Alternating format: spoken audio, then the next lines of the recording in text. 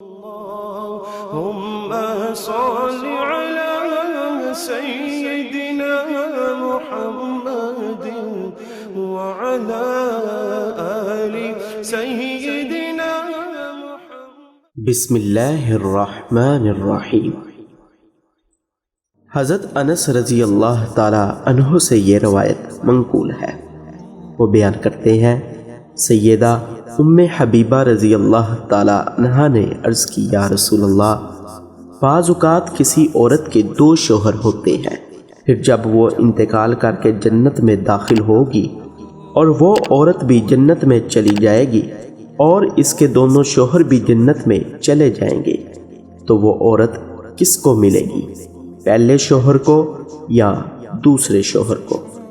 نبی اکرم صلی اللہ علیہ وسلم نے ارشاد فرمایا، وہ عورت ان دونوں میں سے اس کو اختیار کرے گی جو دنیا میں اس کے ساتھ زیادہ اچھے اخلاق کے ساتھ رہتا ہو، تو وہی شخص جنت میں بھی اس کا شوہر بن جائے گا۔ اے ام حبیبہ، اچھے اخلاق دنیا اور آخرت کی ساری بھلائی لے جاتے ہیں۔ حضرت ابو ہریرہ رضی اللہ تعالی عنہ بیان کرتے ہیں کہ نبی اکرم صلی اللہ علیہ وسلم نے ارشاد فرمایا، میرے نزدیک تم میں سے سب سے زیادہ محبوب وہ لوگ ہیں جن کے اخلاق زیادہ اچھے ہیں، جو دوسروں سے محبت رکھتے ہیں